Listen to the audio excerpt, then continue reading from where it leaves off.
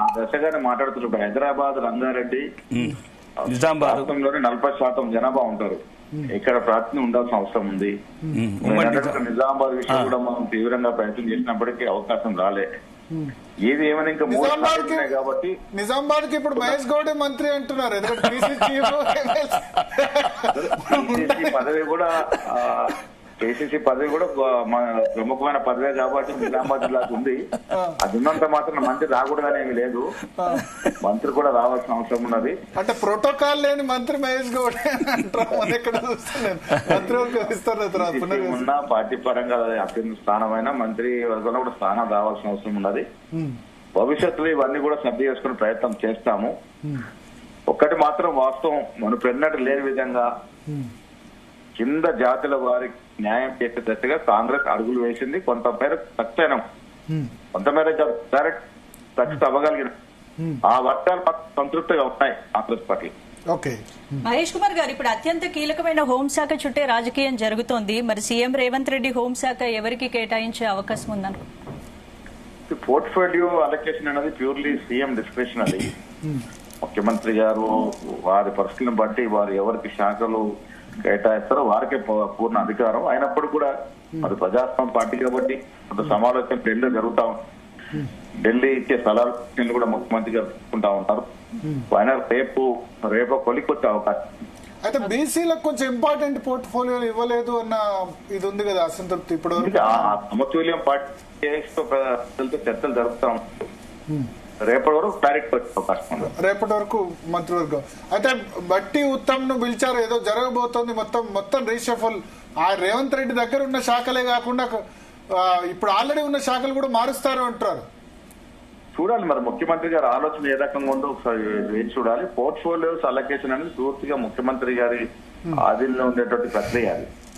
అయితే ఒకటి ఇప్పుడు సార్ పోర్ట్ఫోలియోస్ కూడా గతంలో ఎట్లా ఉండదంటే ఇప్పుడు లాస్ట్ కొద్ది రోజులుగా రాజశేఖర రెడ్డి ఉన్నప్పుడు మహిళ సబితా ఇందారెడ్డికి ఇచ్చారు. అక్కడ జగన్ కూడా ఎస్సీ లేడీకి ఇచ్చిన సందర్భం. ఇప్పుడు చంద్రబాబు కూడా ఎస్సీ లేడీ. అట్లా బ్యాలెన్స్ చేశారు ఒక విధంగా. ఆంధ్ర ఉన్నప్పుడు తెలంగాణ అట్లా ఉండే అవకాశం ఉందా? బ్యాలెన్స్ సామాజిక ముఖ్యమంత్రి గారు మధ్యలో ఏ ఆలోచన ఉందో వారే చెప్పగలుగుతున్నారు. ఈ పోర్ట్ఫోలియో అలొకేషన్ లో పీస్ అధ్యక్షులు నేను కూడా ఇన్వాల్వ్ కాదలుచుకోలేదు. అది వారి ముఖ్యమంత్రి గారి ఆధీనంలో ఉండే అంశం అది. అయితే ఒకటి ఇక్కడ పిసిసి వైస్ ప్రెసిడెంట్ గానీ జనరల్ సెక్రటరీలో మోస్ట్లీ ఎక్కువ పాత పార్టీ ఉన్న వాళ్ళకి ఇచ్చారు కదా ప్రయారిటీ ఎక్కువ కాలం. అంటే ఏళ్ల తరబడి పార్టీకి పనిచేసిన వాళ్ళకి ప్రయారిటీ. కొత్త వాళ్ళు కూడా కొంచెం ఎంకరేజ్ చేయాలి కాబట్టి ఒక 10 నుంచి 15% కొత్త వాళ్ళకు అవకాశం ఇచ్చాము. ఏళ్ల తరబడి ఎన్ఎస్ఏ, యూత్ కాంగ్రెస్, మహిళా కాంగ్రెస్ సేవాదల్లో పనిచేసిన వ్యక్తులు, మండల స్థాయిలో జిల్లా స్థాయిలో సేవలందించిన వ్యక్తులకి వాళ్ళ తీసుకునే అవకాశం. దాంట్లో కూడా అన్ని కులాలు, అన్ని మతాలు, అన్ని ప్రాంతాలకు సంతృప్తి స్థానం ఇచ్చే ప్రయత్నం చేశాం. దాదాపు 90% మేము సక్సెడ్ అయ్యాం. కానీ చాలా జంబో కార్యవర్గం ఉంది, ఇంతమంది వైస్ ప్రెసిడెంట్. గతంలో కూడా మనకు 35 వైస్ ప్రెసిడెంట్స్ ఉన్నాయి, 86 జనరల్ సెక్రటరీస్ ఉన్నాయి పోయిన రేవంత్ రెడ్డి గారి కమిటీలో. ఇప్పుడు దాన్ని కుదించాం. 40 వైస్ ప్రెసిడెంట్స్ ని 27కు తీసుకెళ్ళగలిగినాం. 86 వైస్ ప్రధాన కార్యదర్శి మనం 69 తీసుకొచ్చాం. అంటే భారతీయ జనతా పార్టీ లాంటి పార్టీలో ముగ్గురే ఉంటారు స్టేట్ లో జనరల్ సెక్రటరీలు. అట్లా మా పార్టీ పెద్దది, మాకు పని ఎక్కువ ఉంటది. వాళ్ళ మతం పేరిట రాజకీయాలు తప్ప వాళ్ళు క్షేత్రస్థాయిలో చేసేది ఉండదు. సో మాకు పని ఎక్కువ ఉంటది కాబట్టి ఎక్కువ మంది ప్రధాన కార్యదర్శి అవసరం ఉంది మాకు. అయితే వర్కింగ్ ప్రెసిడెంట్లు ఆగిపోయినాయి సార్. కొంత ఇంకా దాని మీద సమాలోచన జరుగుతా ఉన్నాయి, కొద్ది కసరత్తు జరుగుతా ఉన్నాయి. కొద్ది రోజులు అది కూడా వస్తుంది. వర్కింగ్ ప్రెసిడెంట్ కూడా తొందరనే అయిపోతుంది. పిసిసి దానిలో జనరల్ సెక్రటరీ కానీ వైస్ ప్రెసిడెంట్ లో బీసీల రిప్రజెంటేషన్ ఎంత ఉంది? బ్రేకప్ అంటే టోటల్ 67 ఇచ్చారు. నేను పంపించాను మీడియాకి.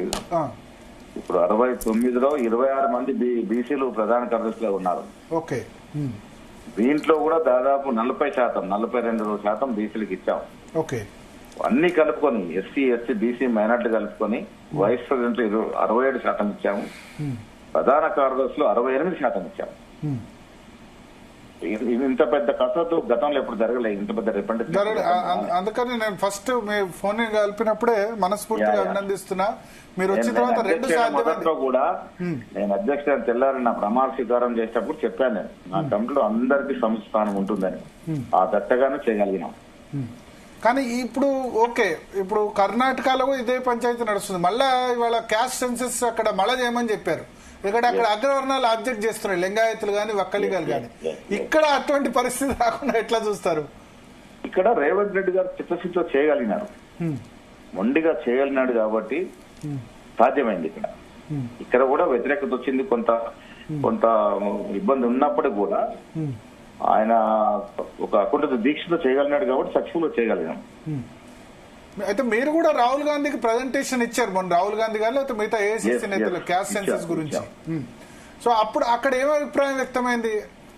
అక్కడ కూడా చాలా మంది దేశవ్యాప్తంగా జరగాలని. ఇప్పుడు తెలంగాణ కదా రోల్ మోడల్ గా మారింది, ఒక దిక్సూచిగా మారింది. అసలు కుల సర్వేలు ఏంటి అన్నటువంటి రాజ్నాథ్ సింగ్ గాని, నడ్డా గాని, ఇక ఇంకెవరు మన నాగ్పూర్ మినిస్టర్ వాళ్ళన్న మాటలు పక్కన పెట్టి మోడీ గారే స్వయంగా కుల సర్వేకి ఆదేశించినారంటే తెలంగాణ రోల్ మోడల్. తెలంగాణలో జరిగినట్టు పరిణామాలు దృష్టిలో పెట్టుకుని వారు కూడా ఒక మెట్టు దిగి కుల సర్వే పూనుకున్నారంటే ఇది మా విజయం. ఇది కాంగ్రెస్ పార్టీ ఇప్పటికే అంటారు ఇంకా తక్కువ చూపించారు, కొన్ని సామాజిక వర్గాలు లెక్క తక్కువ చూపించారు అంటారు. చేయలేని వాడు చేయలేదు, దీక్షతో అకుంఠిత దీక్షతో చేసి చూపించగలిగినాం. ఇంతకన్నా గొప్ప శాస్త్రీయబద్ధంగా సర్వేలు ఎక్కడ జరగబోవు కూడా. పర్ఫెక్ట్ గా సర్వే జరిగింది. సో ఇక అడ్మినిస్ట్రేషన్ మీద కాన్సన్ట్రేషన్ ఉంటుందా? ఇక 100% ఉన్నది. ఎట్లా నడుస్తుంది ప్రభుత్వం ముందుకి? ఇంత ఆర్థిక నిర్బంధం ఉండి 7.5 లక్షల కోట్లకు అప్పు వడ్డీలు కట్టుకుంటూ రాష్ట్రాన్ని ముందుకు తీసుకెళ్తున్నాం అంటే అడ్మినిస్ట్రేషన్ స్కిల్స్ ఉంటేనే కదా. అంటే ఎలక్షన్స్ అన్న ఆపేశారు ఇప్పుడు, సంవత్సరంన్నర నుంచి ఎలక్షన్ ఆపడానికి కారణం కుల సర్వే అయిపోయింది కదా. తీసుకురావాలి, రిజర్వేషన్ తీసుకుని ఇప్పుడు అవుతుంది. ఎలక్షన్ త్వరలోనే అవుతాయి, పంచాయతీ ఎలక్షన్స్ ఇమీడియట్ గా పెట్టేసి అన్ని త్వరలోనే అవుతాయి. ఇంకొక ఇంపార్టెంట్ డెవలప్మెంట్, రేపు కేసీఆర్ అటెండ్ కాబోతున్నారు కాళేశ్వరం కమిషన్ ముందు. మమ్మల్ని కక్ష సాధింపు చేస్తున్నారు అని వాళ్ళు అంటున్నారు. సరే, ప్రతి వాడు మాట్లాడే మాటే అది. కాళేశ్వరంలో అవినీతి జరిగిందని ఈ రాష్ట్ర ప్రజలు, మెజారిటీ ప్రజలు నమ్మినారు కాబట్టి అధికార మార్పిడి జరిగింది.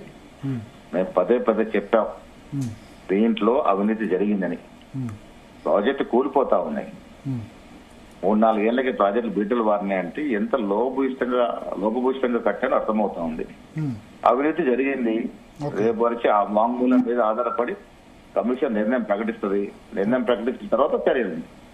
Right sir, thank you Mahesh Goud గారు, జీ తెలుగు న్యూస్ కోసం మీ సమయం కేటాయించినందుకు. ఎస్ రాకేష్ రెడ్డి గారు చెప్పండి, ఏంటి మంత్రివర్గ విస్తరణ మీద బీజేపీ రియాక్షన్ ఏంటి? మంత్రివర్గ విస్తరణ అనేది వాళ్ళ అంతర్గత వ్యవహారం. ముఖ్యంగా ఏదైతే స్వీయ పరిపాలన కోరుకున్న తెలంగాణలో మళ్ళీ పక్షపాత ధోరణి అనేది మంచిది కాదు. ఇప్పుడు కాంగ్రెస్ మొత్తం ఉత్తర తెలంగాణ మీద పగబట్టింది. ఖమ్మం లాంటి జిల్లాలో 3 మంత్రి పదవులు ఇవ్వటం, మహబూబ్ నగర్ లాంటి జిల్లాల్లో 3 మంత్రి పదవులు ఇవ్వటం. అంటే మహబూబ్ నగర్ వాళ్ళు కలిసి కరీంనగర్లో కూడా 3 ఇచ్చారు. ఎవరండి? కరీంనగర్లో కూడా. ఆదిలాబాద్ ఎక్కడైతే బీజేపీ గెలిచింది, ఎక్కడైతే ధర్మం నిలిచింది, ఎక్కడైతే కాషాయాన్ని ఇష్టపడ్డారు ఒకటి ఇచ్చారు. ఆదిలాబాద్ వివేక్ చెన్నూరు అది వేరే జిల్లాకి వెళ్ళిపోయింది. ఇప్పుడు మా ఉమ్మడి జిల్లా నిజామాబాద్ అయితే మన మహబూబ్ నగర్ వాళ్ళు కలిసి మన్ను పోసినారు మన నిజామాబాద్ జిల్లాలో.